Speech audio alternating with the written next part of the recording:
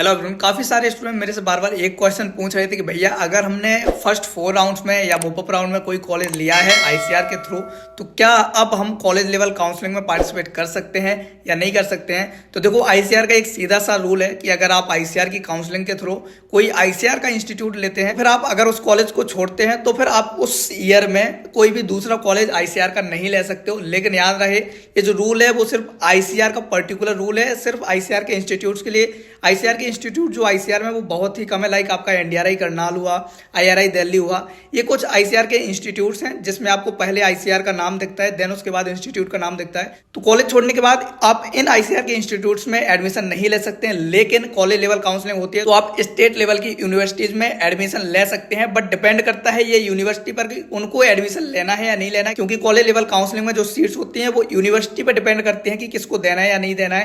ये सारी चीजें यूनिवर्सिटी डिसाइड कर रही होती है। तो अगर आपको लगता है कि आपको कॉलेज छोड़कर कॉलेज लेवल काउंसलिंग में पार्टिसिपेट करना है, तो अगर आप किसी पर्टिकुलर यूनिवर्सिटी को देख रहे हैं तो कॉलेज लेवल काउंसलिंग में पार्टिसिपेट करने से पहले ध्यान रखना कि आप उस यूनिवर्सिटी से कांटेक्ट जरूर कर लें जिस स्टेट यूनिवर्सिटी में आप एडमिशन लेना चाहते हैं, ताकि बाद में आपको ये दिक्कत ना जाए कि वो यूनिवर्सिटी आपको एडमिशन दे ही नहीं रही, क्योंकि ये रूल है आईसीआर में। तो इस रूल का भी आपको ध्यान रखना पड़ेगा। इसलिए अगर आप सोच रहे हैं कि आपको कॉलेज लेवल काउंसलिंग में पार्टिसिपेट करना है, तो सबसे पहले ध्यान रखें कि आप उस यूनिवर्सिटी को कॉन्टैक्ट करें, उससे पूछें कि मुझे पहले ऑलरेडी कॉलेज मिला हुआ है बट मैं इस कॉलेज लेवल काउंसलिंग में पार्टिसिपेट करना चाहता हूँ, तो क्या मुझे आप एडमिशन देंगे या नहीं देंगे। तो इस चीज को आपको सीधा सीधा क्लियर करना होगा।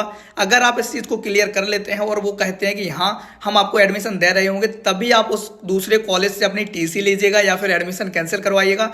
वरना विदाउट कंफर्म किए आप डायरेक्ट कॉलेज लेवल में पार्टिसिपेट मत कीजिएगा कि आपने उस कॉलेज से पूछा ही नहीं है, यहाँ से आपने टीसी ले ली और वहां से बाद में आपको उस कॉलेज के मिलने के बाद उन्होंने डिनाई कर दिया कि रूल है आईसीआर का, हम आपको दोबारा नहीं ले सकते हैं। तो फिर आप ना यहाँ के रहेंगे ना वहाँ के रहेंगे। इसलिए सबसे पहला आपका स्टेप बनता है कि अगर आपको किसी पर्टिकुलर यूनिवर्सिटी में देखना है कि मुझे इसमें मेरी कैटेगरी की सीट खाली है और मुझे इसमें एडमिशन लेना है, तो सबसे पहले आप उस यूनिवर्सिटी को कॉल कीजिएगा, उनसे पूछिएगा कि क्या आप एडमिशन देंगे या नहीं देंगे। अगर वो कहते हैं कि हाँ दे देंगे, फिर आप उसमें जाइएगा। अगर वो मना करते हैं तो फिर आप जिसमें है उसी में रहिएगा, पहले से एडमिशन कैंसिल मत करवाइएगा, वरना आपको दोनों तरफ से परेशानी हो रही होगी। और ध्यान रखिएगा कि ये जो चीजें हैं ये कॉलेज लेवल पे हो रही होंगी, आईसीआर का इसमें कोई भी रोल नहीं है। तो अगर आप कॉलेज लेवल काउंसलिंग के थ्रू किसी भी यूनिवर्सिटी में जाते हैं तो आपको आईसीआर की स्कॉलरशिप नहीं मिलेगी, क्योंकि आप आईसीआर की काउंसलिंग के थ्रू नहीं जा रहे हैं। तो जिन स्टूडेंट्स को अभी तक कोई भी कॉलेज नहीं मिला है उनके लिए तो सीधा सीधा है कि आप कॉलेज लेवल काउंसलिंग में पार्टिसिपेट कर सकते हैं। लेकिन जिनको पहले कॉलेज मिला हुआ है आईसीआर के थ्रू, तो वो एक बार जरूर कंफर्म कर लें उस यूनिवर्सिटी से या फिर कोई भी यूनिवर्सिटी से